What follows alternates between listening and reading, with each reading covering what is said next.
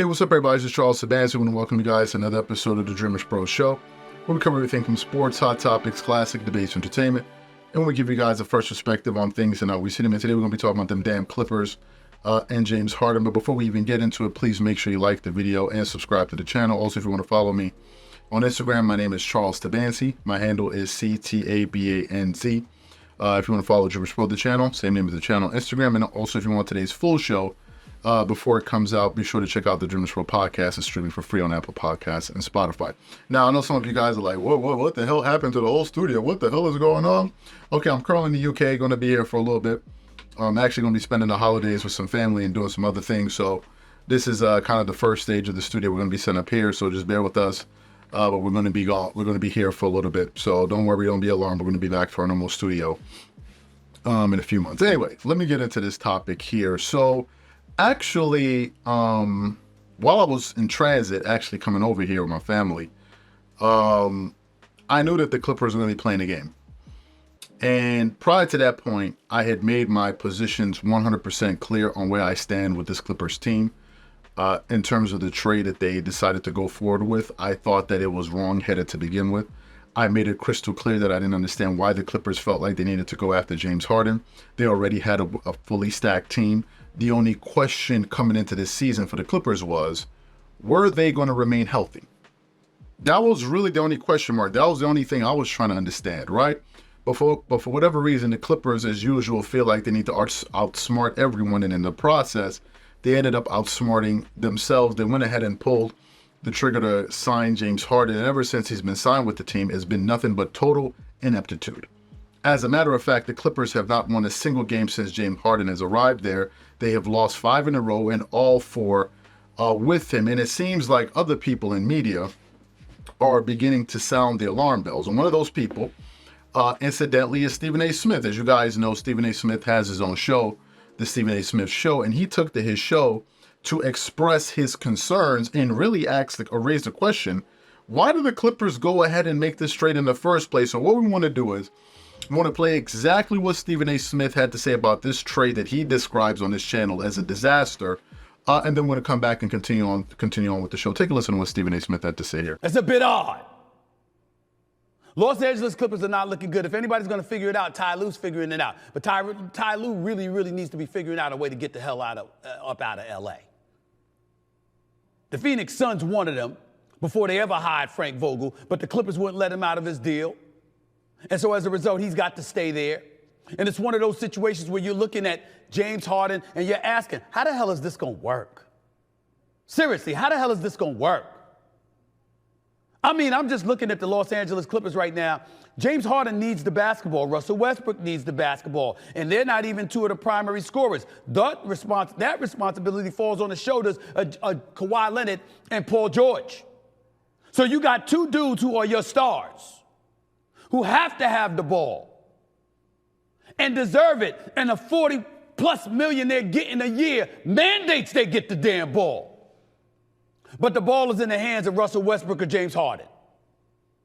Both who need the ball, both who are not great with moving without the ball. Their thing is having the ball in their hands and being facilitators for somebody else or themselves. Not running around through picks and screens and moving without the basketball like a Steph Curry and then getting the ball that way. No, that ain't going to work for them. Neither of them do that. This is why I wasn't really enamored with this move. I thought James Harden would have been better off as a Los Angeles Laker, potentially replacing a D'Angelo Russell. Because James Harden would have the ball in his hands. He could dance, he could do his thing, he could feed LeBron, et cetera, Anthony Davis, that kind of thing. He could do that. But James Harden ain't running around without the ball. And Russell Westbrook ain't going to do that. Why is Golden State, even with CP3, still formidable? Because CP3 is a quintessential point guard, but Steph Curry knows how to move without the basketball. He's one of the elite dudes in the NBA, in NBA history doing that. Remember the social media post or the interview that J.R. Smith, former member of the Cleveland Cavaliers, remember when they did an interview with him and he talked about how Matthew Dellavedova almost died covering Steph Curry. They needed to send him to the hospital and give him additional oxygen because that's how exhausted he was from running around chasing Steph Curry. Russell Westbrook and James Harden ain't doing that. I mean, the Statue of Liberty ain't far from me. And I'm telling you right now, that might move more than James Harden. Obviously, I'm being facetious since it doesn't move at all. You know what I'm saying. It's not a good situation. It really isn't. And I'm really wondering, and I'm really iffy on whether or not this situation is really, really going to work for Steve Ballmer, the billionaire owner for the Los Angeles Clippers. I'm getting to that point. It's early in the season. I get all that. I get all of that. But it just seems like parts that don't fit. Putting a square peg into a round hole just don't fit. And if you Ballmer, and you're trying to establish something special in Los Angeles, not be the fair weather stepchild to the Los Angeles Lakers, whose asses you've kicked for the last pretty much 5, 6, 8 years, for crying out loud, before you lost to them recently last week in an overtime game that Paul George fouled out of. You're trying to establish your own thing. You're building a new arena in Inglewood. This is not good. It's not good. I'm going to leave it at that for now because it's too early in the season to go any further. But I don't like what I'm seeing. And if you James Harden, my brother, this could be it for you. Yeah, you're right. You took sacrifices. You expected better from Daryl Morey. You wanted that lengthy contract extension. You wanted that long-term max deal. You left money on the table to help improve the team. You made a lot of sacrifices. You deserve a lot of credit for that. But you're also the person that stunk up the joint in games 6 and 7 after having a 3-2 lead in the Eastern Conference semifinals last year. You're also a person that forced your way out of 3 teams now. You're also a person, there's ample evidence that you quit on numerous occasions. If it don't work out with the Los Angeles Clippers, my condolences, my brother. My condolences. So you heard what Stephen A. Smith had to say. First of all, you know, I think we need to come to terms with where we are. A lot of people are still living in this fantasy land. They're like, okay, let's give it time. Let's give it time. Let's give it time. It kind of reminds me of what happened with Russell Westbrook when he joined the Lakers. I remember people at the time, so let's give it time, let's give it time, let's give it time. And I was saying at the time, time for what? Time for what exactly? The Lakers personnel at the time were who they were. Russell Westbrook had the skill sets that he had. So what were we looking for to happen over time? Maybe people were sitting there trying to wonder, okay, maybe Russell Westbrook is going to develop some new skills. No. In order for Westbrook at the time to be effective, he needed to be himself. Right now, maybe he needed to modify his game to a certain extent, but nevertheless, he wasn't going to turn into a Klay Thompson or a Stephen. He wasn't going to become that type of player. So when people were saying give him more time, I was like, okay, and it was 20 games in. The Lakers, I believe, had like a 10-10 record. And people were still talking about giving more time until they reached the inevitable conclusion, which was this thing ain't working. In the case of the Clippers, they have too many players that have a redundant skill set. That's number one. Number two, if we're talking about from a chemistry, team building, championship culture standpoint, why in the Lord's name would you want James Harden on your roster? Why would you? James Harden has a well-documented history of not giving a damn. We know this about James Harden. This is already understood. As a matter of fact, reports came out that after the Clippers lost that game to the New York Knicks, we heard that James Harden was out partying. And to me, the question I have is, where do you find the zeal? Where do you find the energy to go out there and be partying and be having a good time when you're not delivering at work? I don't get it. I personally don't get it. If I was underperforming at my job, where am I going to find the enthusiasm to be going out? And I don't want to be out smiling with no, you know what I mean? I'm out, nothing to be smiling about. I got issues I need to solve. Because even if I go out and I go relax, it's not like as if these problems are going to go away.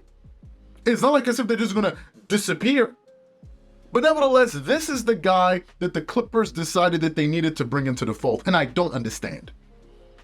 It is the situation with the Clippers right now. It is turning into a runaway disaster. You're now seeing head coach Ty Lue at the press conference cussing. He can't even comport himself. He can't even comport himself. Paul George is losing his patience. Kawhi Leonard and Vince Zubac are getting into the... When did the Clippers have such turmoil in the past? And for whatever reason, they felt like they needed to go ahead and do it, and they have totally messed up their team. I don't see this thing turning around. Tonight, they're going to be playing against the the Denver Nuggets. It's going to take a miracle for the Clippers to win that game. They went and traded away all their size, all their versatility, and Nicholas Batum, Robert Covington, to now bring in James Harden, who plays no defense at all. He's a 6'5" guard. And you now have your Kawhi Leonard, who is 6'7", playing the power forward. Is this what the Clippers envisioned? It's an absolute mess. As a matter of fact, before producing the show, I posted this on the channel yesterday. Some people were laughing at me in the comment section like, I thought you was on break. I wasn't on break. I was just in transit.